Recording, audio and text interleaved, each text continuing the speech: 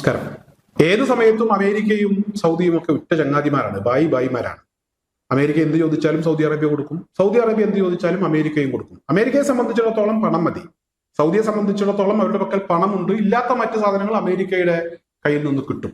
അത് പരസ്പരം അവർ അങ്ങോട്ടും ഇങ്ങോട്ടും ഒക്കെ കൈമാറാറുണ്ട്. ഒരുപാട് കാലമായി നിലനിൽക്കുന്ന ഒരു ബന്ധമാണ്.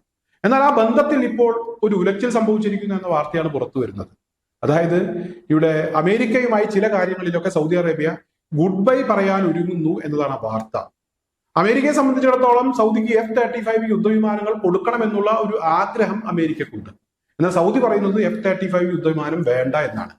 അമേരിക്കയുടെ കയ്യിൽ നിന്നും F-35 യുദ്ധവിമാനം വാങ്ങാതെ സൗദി അറേബ്യ തുർക്കിയിൽ നിന്നും അടുത്ത തലമുറ യുദ്ധവിമാനം വാങ്ങുന്നതിന് വേണ്ടി ഒരുങ്ങുന്നു എന്നുള്ള ഒരു വാർത്ത ഇപ്പോൾ അമേരിക്കയെ വല്ലാതെ പ്രയാസപ്പെടുത്തിയിരിക്കുന്നു, അമേരിക്കയെ പിടിച്ചു ഉലച്ചിരിക്കുന്നു എന്നൊക്കെയാണ് ഈ വാർത്തയിൽ പറയുന്നത്. എന്തായാലും ഇവിടെ സൗദി അറേബ്യക്ക് F-35 വേണ്ടത്ര വിശ്വാസമില്ല. അമേരിക്കൻ ആയുധം അത് പോരാ എന്നുള്ള ഒരു അഭിപ്രായം സൗദി അറേബ്യക്കും ഉണ്ടായിരിക്കുന്നു.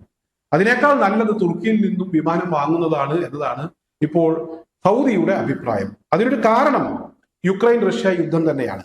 യുക്രൈൻ റഷ്യ യുദ്ധത്തിൽ യുക്രൈനിയുടെ F-35 യുദ്ധവിമാനങ്ങൾ ഉപയോഗിച്ച് റഷ്യയെ ആക്രമിക്കാൻ ഒരുങ്ങിയപ്പോൾ ഈ യുദ്ധവിമാനങ്ങൾ റഷ്യ വെടിവെച്ചിട്ടിരുന്നു. അതുപോലെ തന്നെ അമേരിക്കൻ നിർമ്മിത ആയുധങ്ങൾ ഇറാൻ ഇസ്രായേൽ യുദ്ധ സമയത്ത് ഇസ്രായേലും അത്തരത്തിലുള്ള ആയുധങ്ങൾ പ്രയോഗിച്ചപ്പോൾ ഈ ആയുധങ്ങൾ പരാജയപ്പെടുന്ന ഒരു കാഴ്ച ലോകം കണ്ടിരുന്നു. ഈ കഴിഞ്ഞ ദിവസമാണ് ഇറാന്റെ ഒരു നാഷണൽ ഡേ നടന്നത്. അതായത് ഇസ്ലാമിക് റിപ്പബ്ലിക് ഓഫ് ഇറാൻ, അതിന്റെ ഒരു വാർഷികമായിരുന്നു, 47ാമത്തെ വാർഷികമായിരുന്നു.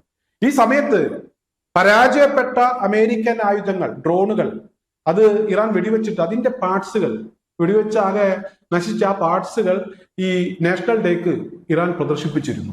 അത്രമാത്രം അമേരിക്കൻ ആയുധങ്ങൾക്ക് വിപണിയിൽ മൂല്യമില്ലാത്ത ഒരു സാഹചര്യം ഉണ്ടായിട്ടുണ്ട്. അത് വേണ്ടത്ര ഗുണമില്ലാത്തതാണ്, എന്നാൽ വില ഒരുപാട് കൂടുതലാണ്.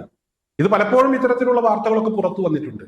അമേരിക്കയെ സംബന്ധിച്ചിടത്തോളം ഈ കഴിഞ്ഞ ദിവസം ഇറാന്റെ ഒരു ഡ്രോൺ വെടിവെച്ചിടാൻ അമേരിക്ക വലിയ തുക ചെലവഴിച്ചു എന്നൊരു വാർത്ത പുറത്തു വന്നിരുന്നു. ഇവിടെ ഇറാനെ സംബന്ധിച്ചിടത്തോളം ആ ഡ്രോണുകൾക്ക് വളരെയധികം വില കുറവാണ്, എന്നാൽ മെച്ചപ്പെട്ട ഗുണനിലവാരമുള്ള ആയുധങ്ങളാണ് എന്നതും വളരെയധികം ശ്രദ്ധേയമാണ്.